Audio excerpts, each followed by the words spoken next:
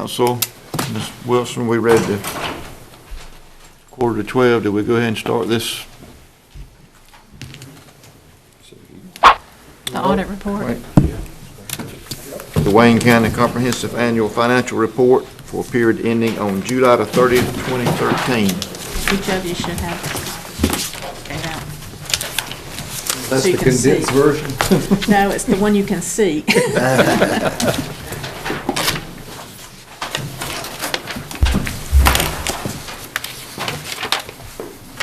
Paul and Dana, I do apologize for us running so late, but we've about got accustomed to it. It's okay, it's okay. We'd like to welcome Mr. Paul and Ms. Dana Lang with Number Share. Thank you, we appreciate the opportunity to be here. Must be getting close to lunch, everybody's waiting. Right, Dana? That's right. Okay, I guess everybody's got their handout. And this is just a very condensed portion of the audit. This is our presentation. And first, we think that the Finance Department should be recognized, and they have been recognized for receiving what is known as the CAFR, which is Certificate of Achievement and Excellence in Financial Reporting. That's for 17 years in a row. Not all counties or municipalities receive this, and they certainly deserve recognition for doing so. And the next slide, the Wayne County audit results. We're responsible for issuing our independent auditor's report, and we have issued an unmodified opinion on the financial statements. And this is the highest level of assurance that we can issue that the statements are free of material error and fairly represent the results of the county. Our responsibilities are the opinion, which we just gave, and that we gather enough audit evidence to support that opinion, and we have. You saw the amounts and stuff we collected, you agree. And then we provide supplementary and other information that we deem appropriate and necessary to help you interpret those financial statements. And all that's included in the statements themselves. The next is the MD&A, or the Management Discussion and Analysis section of the report. And we encourage everybody to read that. It's about 9 or 10 pages. It has lots of very good information in there. It includes information on financial highlights, overview of financial statements, comparative figures, budgetary highlights, the economic factors that came into play in establishing the next year's budget, and all very worthwhile reading. Okay, now we're going to get into the financial statements and some of the numbers. He's going to let me take over here. These start on page 25 of the actual full statements, but these are what's known as the government-wide statement, or the statement of net position. And this will include all your governmental funds, your special revenues, and your capital project funds, and that's the governmental activities column. And then you have your business activity columns, and that's your proprietary funds like your EMS and your sewer and your landfill and things like that. And then, of course, the total column here. You have total assets of $192 million there, and then you have total liabilities of around $45 million. Something called deferred inflows of resources. That's new this year. The accounting profession likes to keep us changing. So it's really prepaid things, or prepaid taxes, people that paid taxes before they were actually due, before the end of the year, or if you had prepaid a little insurance, as the county might have paid some insurance before they actually had to, or some prepaid payments like that. And then your total net position for the county is $148 million. Our next is the statement of activities. Again, this is a government-wide statement. Okay? This shows your expenses for governmental activities in general government, public safety, transportation, human resources, and those different types of breakdowns. Shows that the government spent around $96,800,000. Your charges for services were around $8 million. Had some grants around $20 million. Okay. The next page Still part of that same statement, it's just so big, it would have been really small to read, so we separated it onto 2 pages. You have your business type activities around expenses on solid waste and the EMS and things like that. So you had around 14 million in your business type expenses. Again, charges for services there were around $10.5 million, and you had some grants of around $1 million. And then down below, you can see the various type of revenues for like property taxes and sales taxes, vehicle tax, some investment earnings, and some various miscellaneous things where you transferred some revenues from government activities to your business type activities, and for a total change of your net position of an increase of 4.5 million. Now, I know that's a lot of numbers on a page, but our next 2 will show you some graphs which really give you a visual representation of how the county has spent their money or got money in. The first one's revenues. So you see your property taxes, of course, is your biggest revenue source of around 55%. And then you can see where your biggest pieces come. Sales tax, 17%. Human services, that's primarily grants and things like that. That's around 20%. And these are where the different pieces of income comes for the county to operate. And then the next slide, of course, shows you by your expenses by function. Again, where you're spending the bulk of the money is, of course, human services around 33%, education at 26%, and public safety at 22, almost 23%. And those just give a good visual representation of that previous financial statement. Okay. Next, we kind of took out on page 28, we took out just the general fund, because the general fund, of course, is the one that you have probably the most freedom to operate with. And this shows you your assets, which are around $67 million, your liabilities, which were $1.3 million, your deferred inflow of resources, again, that's a new accounting this year, and that was more like accounts receivables and things like that, which is $4 million. It leaves you around a total fund balance of $61.7 million. That unassigned $28 million on the bottom, we went over that in December, so we really felt we didn't need to go over that in full detail at this meeting. But that's where that figure came from that we discussed in December. Okay. And then the next page, we brought in the actual revenues and expenditures of the general fund and kind of compares it to budget. You'll see that the total revenues for the general fund was budgeted at $97 million. You actually ended up with $99 million, so you exceeded your budget there. Your expenditures were budgeted at $107 million. However, you only spent $92 million, so you came in under budget. With a few transfers and a little bit of sale of assets, you actually increased the general fund budget by, your general fund balance by about $5.4 million there. Okay. So now I want to go over some other letters. We issue several types of letters, not just the independent auditor's report, but also what's known as some compliance reports, okay? So we issued also an independent auditor's report on internal control. This year we had 2 findings. 2013-1, the payroll software installation, which has more details on page 159 of your full audit. We also had a finding on 2013-2, which was on the state retirement file.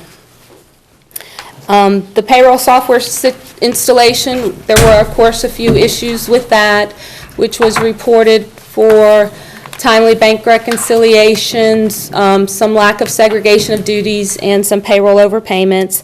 And then the state retirement file had issues where the state did not receive timely filing of the retirement file for 7 of 12 months during the calendar year.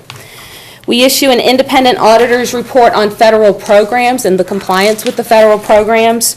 We had WIC eligibility findings where you can read more details on page 161, where we had 6 of 75 cases tested that had eligibility issues, and finding 2013-4 of subsidized childcare, we had eligibility findings, and there were 4 of 75 cases tested where we had findings.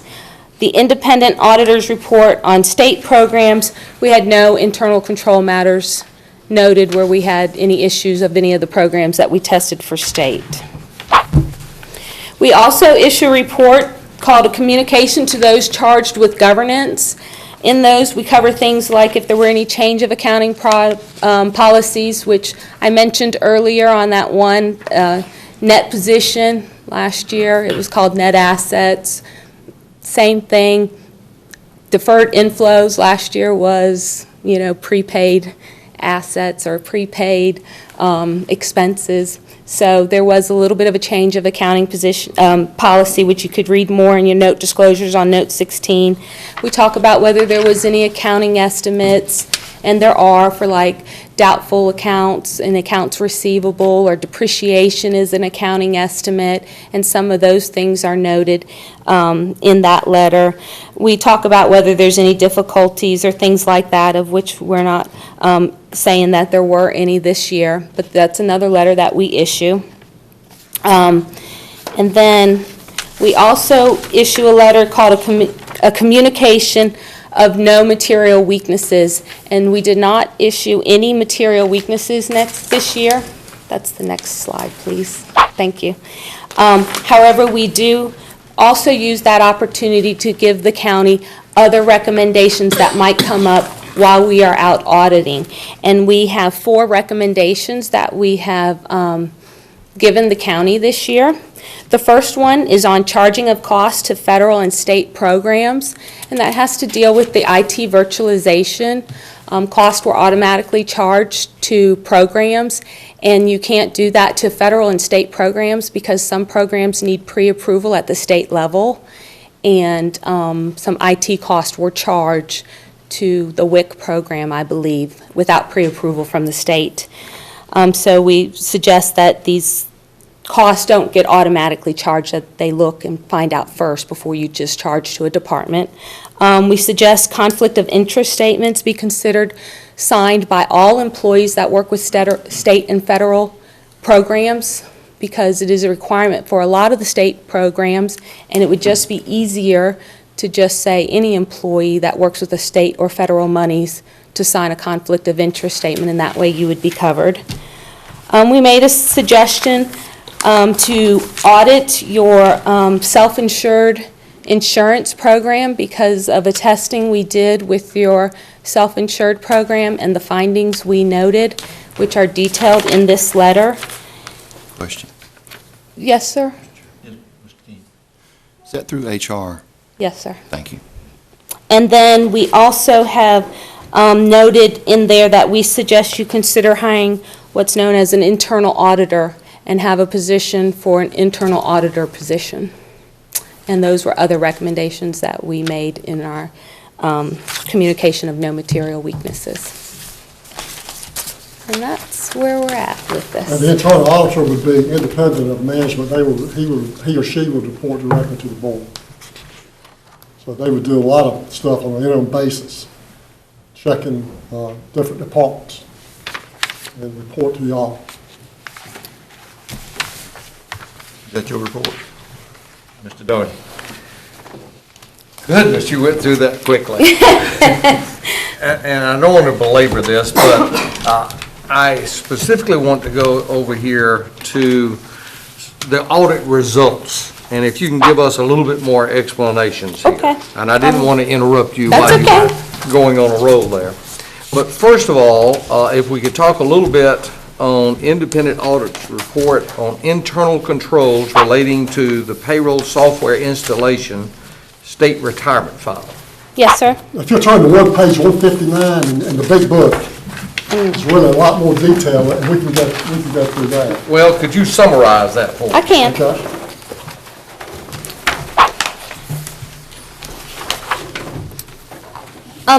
The state retirement file is required, the funds are required to be remitted to the state for the retirement that's withheld from employees. Correct. By a certain time of the month. And on 7 occasions during the fiscal year, it was not timely filed with the state. Question. Yes, sir? That also HR? Yes, sir. But one was, it used to be done electronically. Is it done electronically with GEMS, I believe? Yes, it was done electronically with GEMS, and during the other payroll system, it did not work, and it was having to be done manually, and therefore they could not do it timely. And it's a reportable condition per the state. But on that particular item, if I could follow up, Mr. Chairman.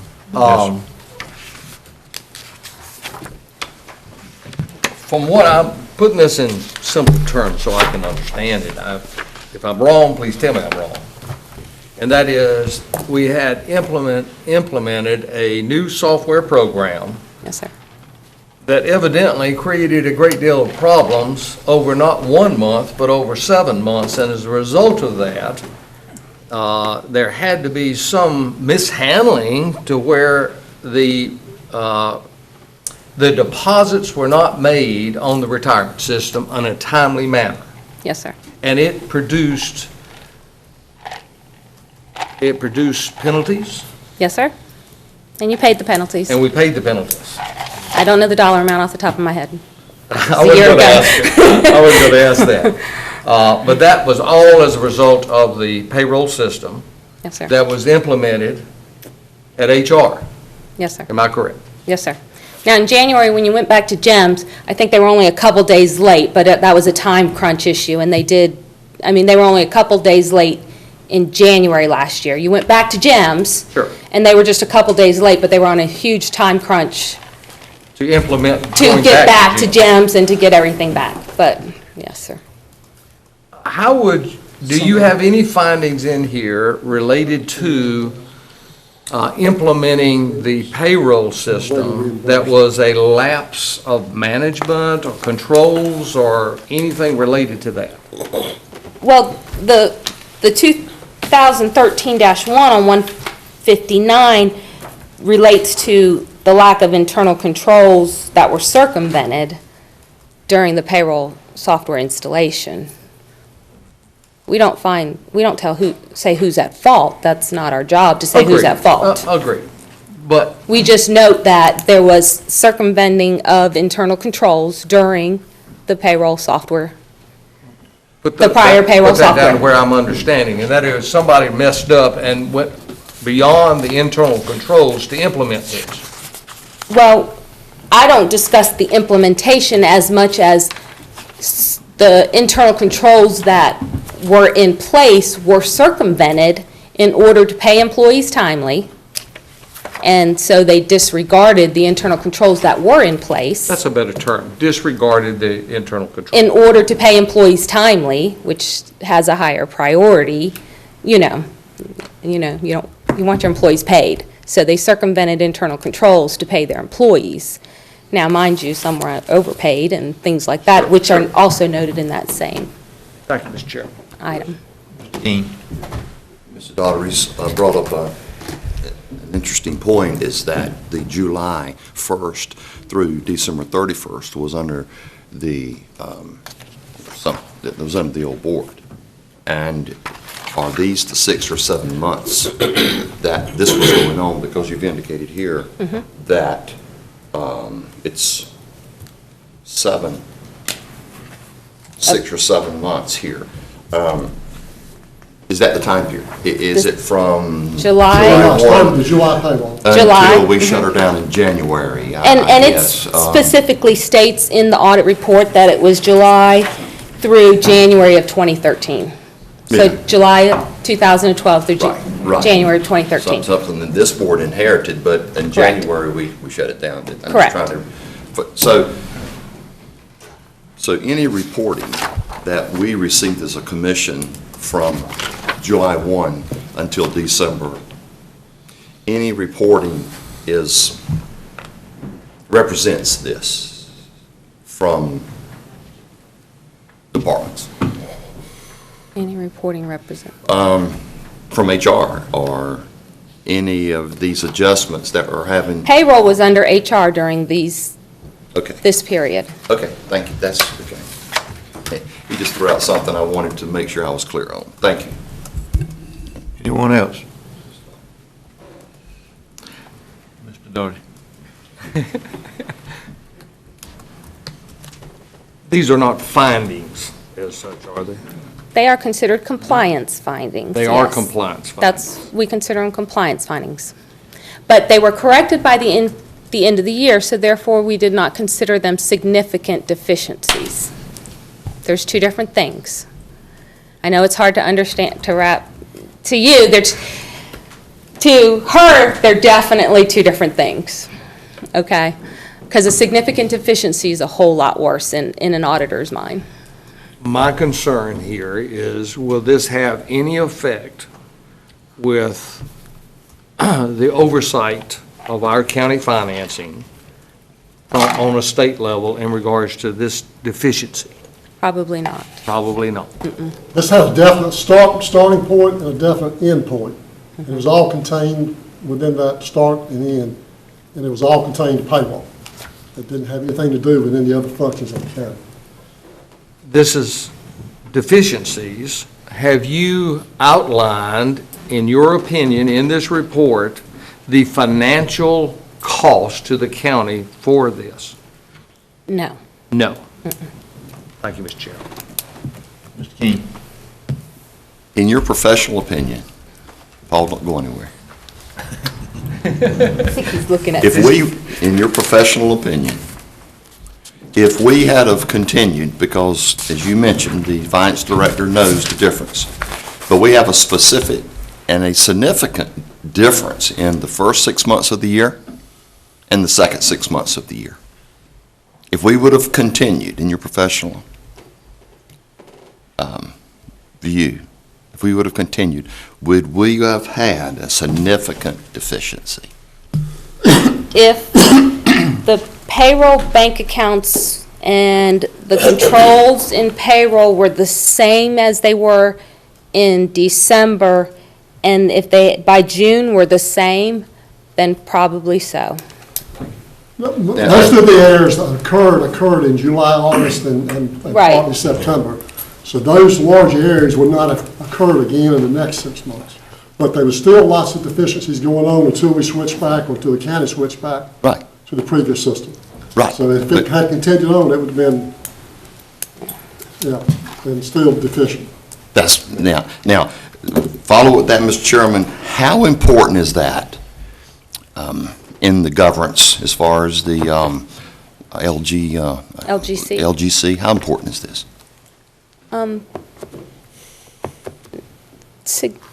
Oh, I mean- it's very important.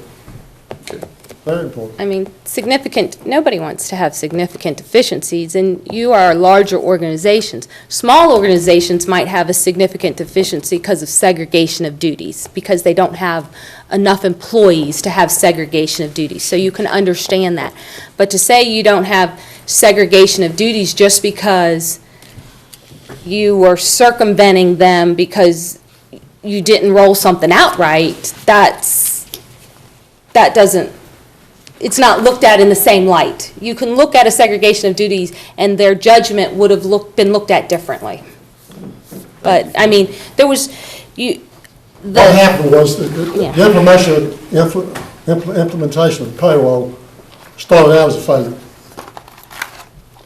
And the county just kept trying. Every month, it did get a little bit better as they resolved some of the issues. But toward the end, there were issues that couldn't be resolved for whatever reason.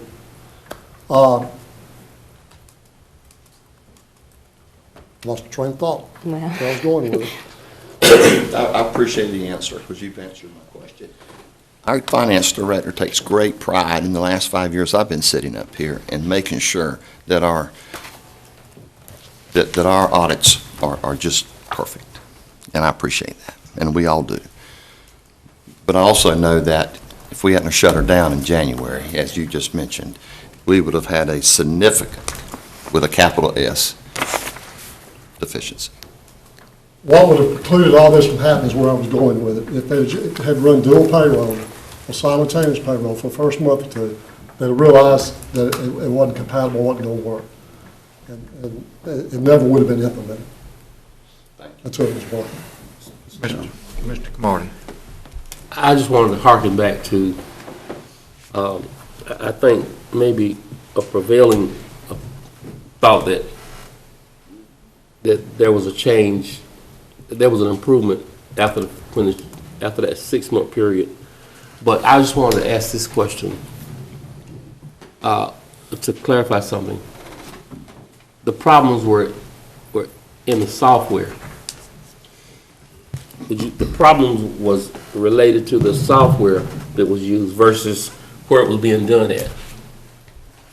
It was probably as much in the implementation of it as the software.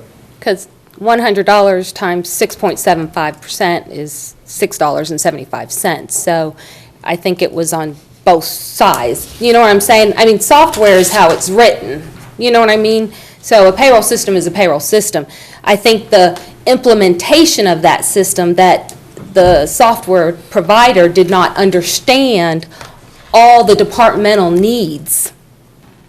The software provider. Right, did not Person who got it understand from. all, right. So Did not then understand all the departmental needs Is that for was- grants and things. So then we switched back to the original. And the folk who were doing that was able to use that software where the software that was switched to, the provider didn't do whatever they needed to do. Therefore, the results didn't come out right.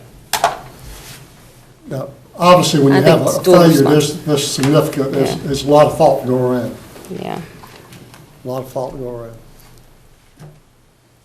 Mr. Bell. You know, I've been preaching this for over a year now. What we fail to realize on the board here is that there's guidelines, you know, from the beginning of the payroll system up to where it's keyed in. What we have done, we have jumped over all of the players, all the way up to the person that keyed in, and we want to blame that person as being detrimental to the system. Now, what we need to do, we need to go back, if we haven't done it, and make sure that every player, from the beginning until the end, have it right. And that's what we haven't done. We may have done it now, but we didn't do it for the first few, because all we could see was one particular person, the human resource person, and we didn't worry about the department heads, the supervisors, or nobody, just that one particular person. And we're gonna never get it right if that's what we're still looking at, because the human resource director don't know what an individual works. They key in whatever is reported to them.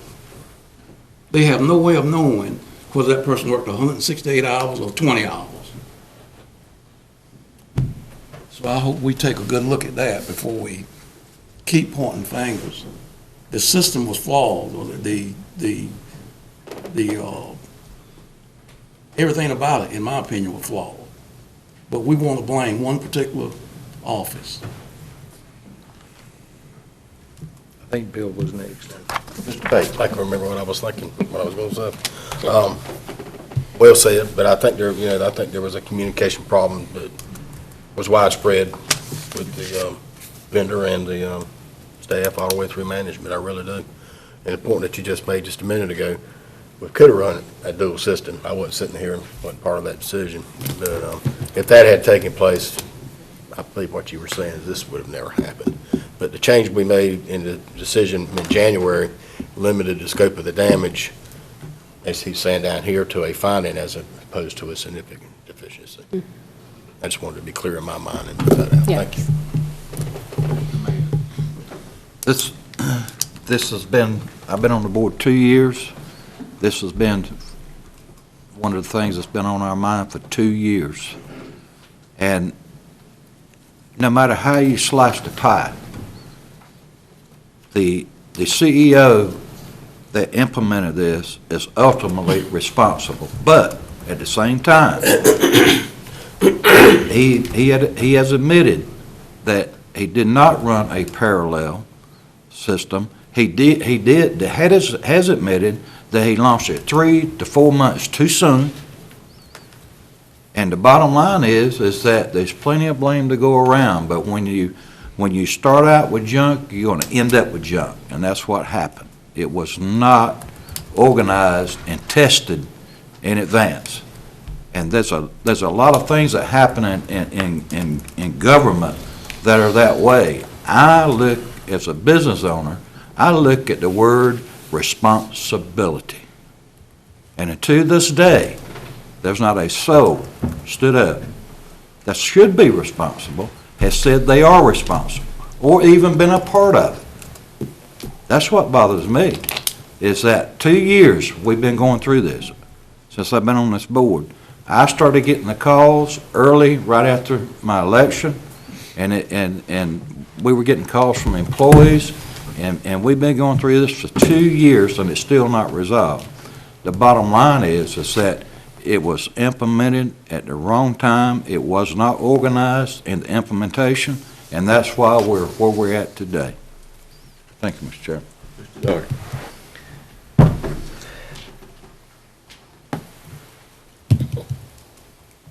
You know, I have heard that it's a software problem, it's a key-in problem, it's supervisor's problem, it's this problem. The bottom line that I understand, if I'm correct, and if I'm incorrect, please point it out. In your finding, it is basically stating that when it was implemented, that several internal controls were circumvented. Now, that tells me that the controls were there, but as a result of this problem that we had, we circumvented the controls. Am I correct? Yes. Now, were the controls that were circumvented by the management of this county? Yes. Very well. So it doesn't make any difference whether or not it was a software glitch or problem or whatever. The problem that I see here is the auditor report. And you work for this commission. And you're coming before us and stating that we did our audit and we find this, and that is that several internal controls were circumvented in order to pay employees in a timely manner. Now, going on down here, it goes on to say that implementation of the new payroll system, segregation of duties in the payroll department were ignored. The payroll bank account was not reconciled for several months. I cannot imagine my personal bank account not balancing for several months, but the County of Wayne's bank account was not reconciled for several months because of circumventing the policies. Am I correct? Yes. If I'm incorrect, please state so. So, the problem that I see here is that after we got through with everything, the bottom line is our auditors have come to us and said, hey, you got a problem here. There were policies that you had in place that your management circumvented. Mm-hmm. And it doesn't need to happen again. Correct. Am I correct? You're correct. Thank you, Mr. Chairman. Mr. Chairman, I'd like Mr. Camardi. We did, along the side of each circumvention, can you determine at what station that happened? I mean, because I say this, and because I just want to clear up something. We talk about, I don't know whether when you said management, you've been all the way at the county manager's office or under his management, because I'm trying just to figure if you, for each one of these things that happen, so that they are less likely to happen, is there some sort of a little space in there where it says specifically which station it happened in? well, we also put in here that in January 13 that the county commissioners took action and corrected the situation. Okay. But, for example, county finance did not have access to timely reconcile the bank accounts. So once they had access and received the reports they needed, they were able to catch the bank accounts up once they had access to those reports. And so she is a form of management. So when I say yes to his question, she is a form of management. So that's is one department. And as far as, segregation of duties in the payroll department, you had HR manager and payroll administrator both entering payroll, which in the past would not have happened under the GEM system. But in the Ceridian system, you did have that happening. In my heart, and so I think you've answered my question and gotten to the heart of it. There just wasn't any one person or any one spot or any one door. No. It was a combination of a lot of doors. Correct. And when you use the word circumvention, I know that is a perfect word to use from your side of the table, but I also hear you say the circumvention was done because getting the person's pay was a higher priority Correct. than the non-circumvention. I And, just want to get and we that also, part we of go it. on to say that, we did other tests. Right. And we did other tests to make sure there was not fictitious employees, to make sure that somebody wasn't paying themselves twice or 3 times. Right. And we did other tests to get other assurance, and that's why it's not a significant deficiency, As Joe to do employee our sitting there job. waiting for my check, I would a lot rather person take a pen and go in there and add my money up and draw down there what I need to pay and write a check for it than wait on the Right. computer system wasn't gonna work. And so when you use the word circumvention, just for public consumption, I know that's a great word, but circumvention suggests that it might have been something not for the Right. greater good of the greater group. That's all I want to put. Mr. King? Just make a comment then on, the way I understand it is that in July to December, you had too many hands in the pie. Right. And in January, this board, sitting here today, shut that down, and we transferred that responsibility in January or February over to the finance director to handle it. Now, I want to be right on my dates. It was April. April. But you went back to GEMS, which went back to the old procedures. Yes. So- So to answer the commissioners, to have clarity on my part, to understand the commissioner's comments, is that, yes, there were too many hands in the pie in circumventing one department and another department and trying to get it all right at the responsibility of the finance director, who is ultimately responsible by statute to this commission, that every penny the LGC says has to be right falls on her shoulders. Is that correct? Now, that was not happening where she could give the commissioners a balance, because she could not get this hand to tell this hand what it was doing in this department. Is that correct? From July till December on the payroll system? Correct. Okay. That's all. I just want to make clear. I understand that One last comment. all this was Wait, happening. Doherty. Thank you, Mr. Chairman. Mr. Doherty? Before I lose my train of thought, you open up another Sorry. Pandora's box. But if I'm understanding you correctly, someone in management made a directive that excluded our finance director from having access to the payroll information. Am I correct? So- She couldn't log on to the system. She could not log on to the Correct. system, so somebody has Correct. excluded our finance director. By statute, is supposed to have access. Is this one of the circumventing of the policies that you're talking Well, about? correct. She could not Okay. access But reporting that's of pretty the... substantial in my mind, that a finance director that is working for the county, is responsible for these, doesn't even have access to the payroll system to get the reports in order to balance out our bank account. Correct. Am I correct? You are correct. Now, let me clarify that. She had That some could not be printed done reports. by a clerk working down in the payroll department. She had some printed Someone- reports, but they were not helpful because they were 1,000 pages long and, But somebody had to make the decision to to not add her exclude access to that system, correct. someone. I don't know in- who that made that decision. Someone had to make the decision to exclude the finance director from having access to the new payroll system. Correct. Now, that was not done by a payroll clerk. I don't know who made that That she decision. would, that person wouldn't have the authority. It wasn't done by the board. The board did not make a directive saying that the payroll clerk could not, not the payroll clerk, the finance director did not have access. That had to be done by someone in key management position in my opinion, had to be done by the manager of this county of excluding her from having access. Am I correct or not?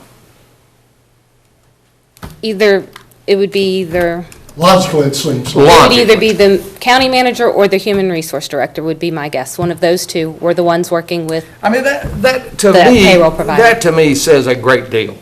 It says a great deal. If you are going to have statutory requirements of a finance director to oversee the finances of our county, and you are going to make a directive to prevent her from having access to it, that's pretty substantial in my opinion. Thank you. Mr. Chairman, Mr. I'd Bell. just like to say this. I think we are trying to throw some stones here. Now, there was some decision made by this board, the county manager, and a few others, and some of these people that's talking about them and they were on the same board that I was on. And it doesn't sound, you might as well go on and call names. I mean, if you're gonna just throw it out the way we're doing it. I don't think there's nothing illegal about the system that was set up. It may not have been the best management practice, but it's not illegal. So if you're talking about legal and legalities and all that kind of stuff, I mean, we're fishing for something here, and I know these guys pretty good. So they're fishing for, and they're trying to make you, as an auditor, say what they want to say. I don't like that. I mean, it's kind of silly here what we're doing right now. Mr. Chair, Can I make a comment first? you're the chairman. But I would like to. All we ask is for you to report to us what you found. Regardless of where the blame Yeah. falls, report to us, and I think you've done an outstanding job. Now, Mr. King. I think so too. Respond to the commissioner that made the comments just then, not the chairman, but Mr. Bell. It's not silly when Your county manager book said you're not supposed to debate what one other commissioner said. Mr. Chairman, State your if I own may. opinion. Okay, Mr. Chairman, if I may, in response, is that I can say I am not, Mr. Chairman and fellow commissioners, throwing stones and trying to get someone in trouble. I took an oath, as we all did, to get to the truth, and we have expensed a lot of citizens, taxpayers' dollars to get to the truth in this matter, and it's taken a couple of years. And we're today looking at the fruition or the end of a very thorough report that our auditors, that we put so much trust in, has given us. Mr. Chairman, as Commissioner in District 4, I'm just trying to get to the truth. I'm not casting stones. Thank you, Mr. Chairman. Anyone else? Yes, I'd like to make sure that Mr. King understand that he was on that same board for 4 years. So you can't exclude himself from the decision that was made up here on this board. Mr. Chairman, Mr. King. I can only ask that you research the records and see my vote. Thank you. Mr. Camardi. I would like to make a motion we accept the audit report.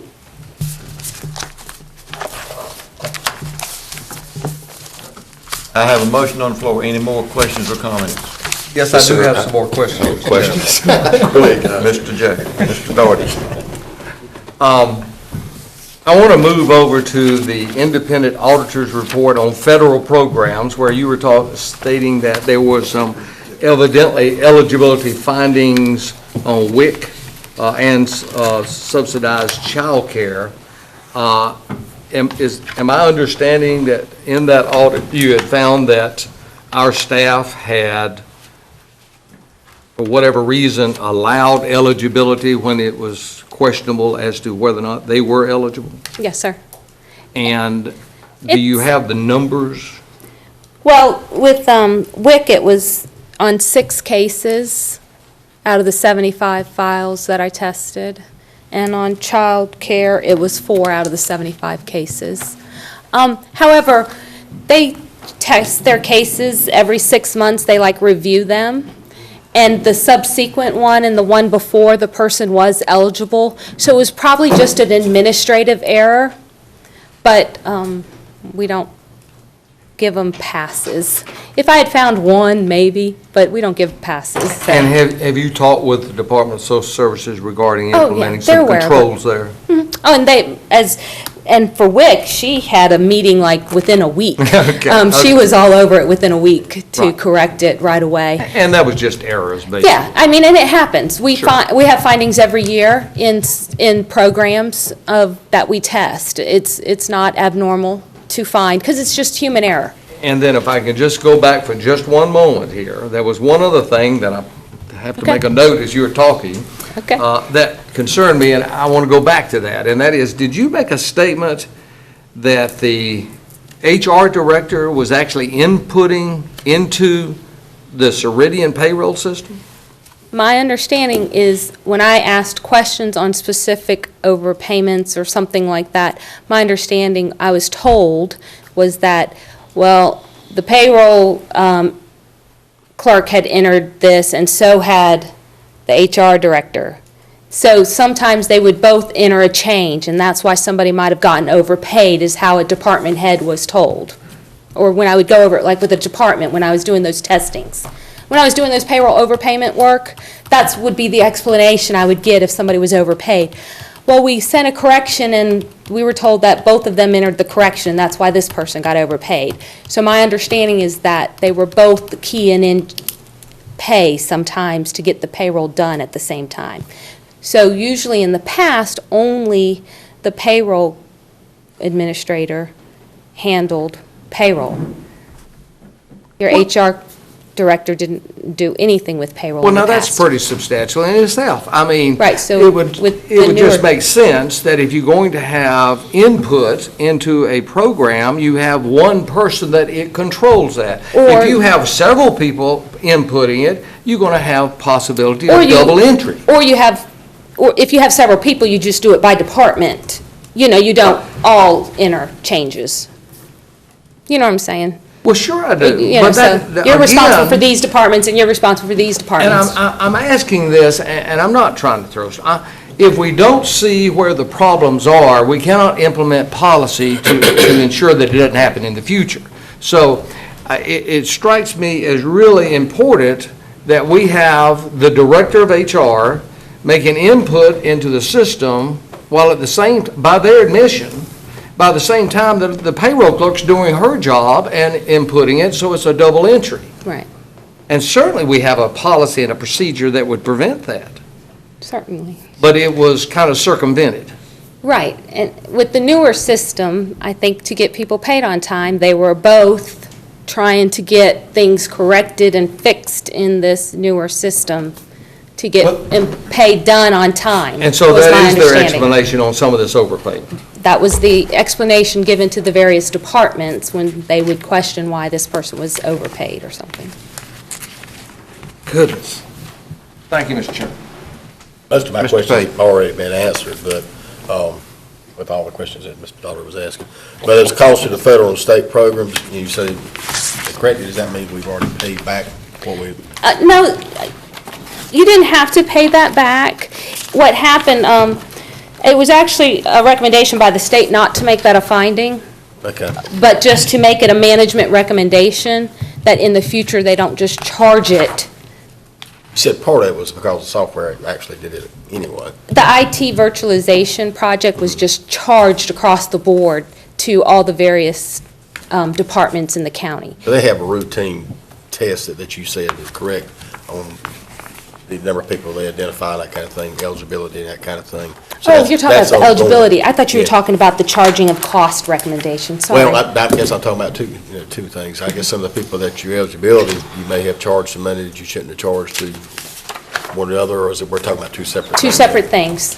The eligibility testing, they were still eligible.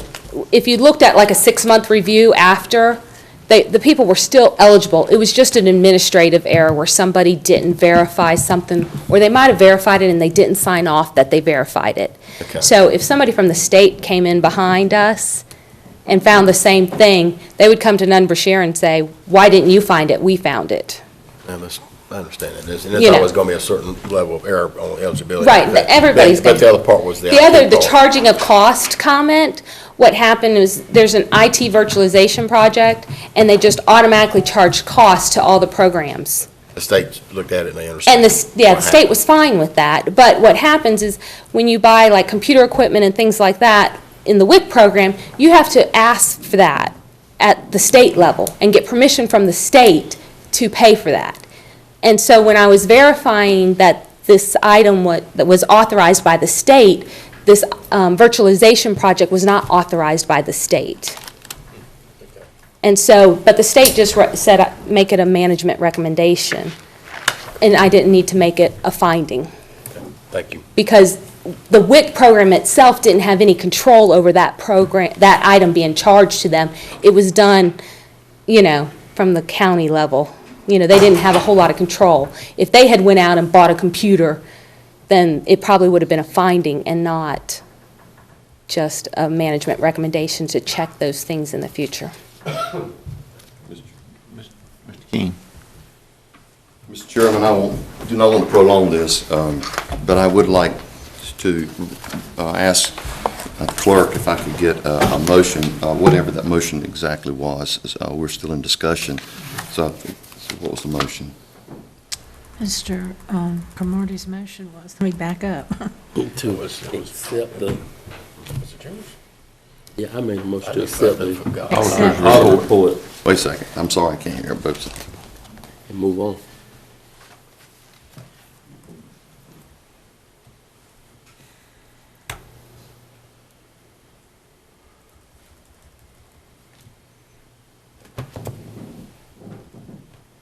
Motion to accept the audit report. Okay. Is this the audit report? Yes, Is this the audit report? yes, except the two letters in the back, the management letter and the audit committee letter, those are specific letters for, like, the board, that isn't necessarily considered part of the audit. They are Okay. letters we issue. Okay. So I understand that. Then the last two tabs, it says audit committee letter and management letter. Right. Okay, but everything else is part of the audit. Yes. Okay, motion's on the floor, we accept the audit, so we're in discussion. Now, my part, and I want to finish this up, Mr. Chairman, on my part, is that in this, you have a tab that concludes your report, it says compliance. Yes, sir? Okay, that's part of the audit. Okay. To bring us in compliance, you have made recommendations. Is that in the audit? The management letter and the audit committee letters, they are part of our audit. They don't necessarily, you don't post them on your website, but they have been given to, like, the LGC and things like that. So yes, they're part of the audit. Can we see those recommendations, please? Do you mind? They were the next to the last page of the PowerPoint. Or, no, sorry, last page of the PowerPoint, I'm sorry. Right, That's the last. that one, sorry. Mr. Chairman, I don't want to get in the weeds with all of the recommendations, but I really appreciate this firm doing what they've done, bringing out the truth and giving recommendations. Because I'm just a layman here, I don't know it all, and it takes people like this to help me through and get into protecting the people that I represent, and of course, the people of Wayne County. I like the recommendations. I appreciate Mr. Cromartie making the motion, but I want to make an amendment to the motion to include the recommendations. But I know the last recommendation is the internal audit function, and for an internal auditor, it's going to cost. It's not part of our budget. It's been indicated in here that one is needed, and it's asked that the finance director be a big part of putting the job description together for an internal auditor. I believe our finance director at one time was an internal auditor. Is that correct? And we certainly got a great financial director here with us, and she started in that area. And one of the recommendations here out of four, Mr. Cromartie making the motion, I'm not offended by the motion. I'm certainly in agreement with that. But these are recommendations, and I want to amend the motion that we accept these recommendations and move forward to see what the cost of the audit the internal auditor is, so we can get direction from this person as indicated in this audit. So I'd like to amend the motion that we include the recommendations in your motion. I have a motion on the floor Amendment. and an amendment motion on the floor. Is there any more discussion on Mr. King's amendment? Mr. Chairman. Mr. Cromartie. I stand not insulted by having an amendment added to my motion. I was intending to accept all of that which you had said as a full acceptance of your recommendation to accept the audit. My intention to call for a vote was to limit our conversation to just what you all came here for and not all the other conversation that ensued because of it. Thank you. Mr. Doherty.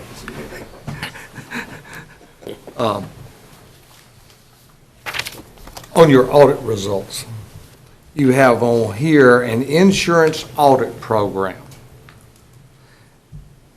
Am I understanding that under our self-insurance program, over $8 million a year under that program, administered by Blue Cross Blue Shield, that there is not an audit of that? Unless Blue Cross Blue Shield does it, I'm not aware of one. Can I So I interrupt just a don't- minute? I don't. Do we need to act on Mr. King's motion before Mr. Doherty? I think that's a discussion on his amendment. Okay, all right. I mean, this is part of his motion, and It's just that And that really concerns me now, that we have got an $8 million self-insurance fund that you all did not conduct an audit on. Well, typically, on those type programs, you don't have an audit. And as part of our test work, we discovered that there were some deficiencies, there were mistakes that were being made, some overpayments being made, people receiving benefits that shouldn't have. And as a result, we suggested that that program be audited internally. Have you, in the past, audited or reviewed the insurance, the self-insurance program? We audit like the balances of what's spent and things like that. We don't normally go to detail level. So you're telling me that basically... This was just a random test. We I understand, sometimes throw but something new in every year, I understand. So you haven't been doing that in the past? not this test. But in that random thing that you just did, you found some possibilities, or in fact, where individuals were receiving some benefits that were not entitled to. Correct? Is that correct? Correct.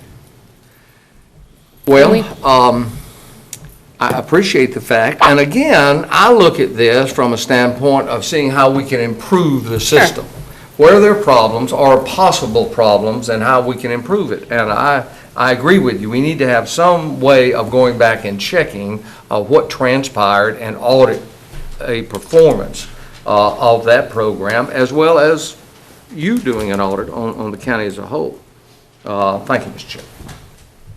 Anyone else? Mr. Chairman, Mr. I Pate? just asked you, read back the Again, motion this by is Mr. where- Mr. oh, King, sorry. if you would, because I was going to speak to the things you're speaking to too, but you've already done it. But I My just- motion- my amendment to the motion was to accept the recommendations of the auditor in this report to implement these programs. That's my amendment, Okay. that we approve it contingent to these recommendations from the auditor, I'm fine which with are that. listed right there. Anyone else? All right, we need to act on Mr. King's amendment first. There's no other discussion. All in favor of Mr. King's amendment to Mr. Cromartie's motion, raise your right hand. Motion carries unanimous. Okay, now we're going back to Mr. Cromartie's original motion With the amendment, as with- amended. as amended. Okay. Is there any other, can I open it back up for discussion? Would be, the discussion would be All right, appropriate. discussion. Just a quick point. My financials always show a comparison of the previous year, and I really would appreciate it if we had a comparison to the prior year. Can you produce that for us? If you go to the schedules in the back, you get 10 years worth on a lot of them. So like page 125 through 133, a lot of them are comparative Oh, okay, I see. for a lot of the statements. Well, Because of the size of the statements, you don't normally make governmental statements comparative. understand. Well, could you possibly direct me in this large document? Okay. Just a comparison in regards to last year's to this year in regards to an increase in revenue, increase in expenses, and our balance on our fund. Okay, so, like if you want general fund. Okay. 130 to 131, and then 132 to 133. So, 130, 131 would be like your balance sheet, and that would, you'll see a change again. They like to change how we report things, so you'll see in 11, it kind of changed how you called the words. Right, But right. that's there. And then, 132 to 133 is kind of your revenues over the past 10 years. And this is what gets them the CAFR award, because they present all this statistical data in the back and 10 years' worth of information. So if I'm looking at 133, on the net change in fund balances, there was a 2.4 million change In all governmental fund in balances. all governmental. Yeah, this is all Was governmental. that a decrease? Yes, Because it's in parentheses? yes, So we reduced our fund balances by 2.4 million. yes. Is that correct?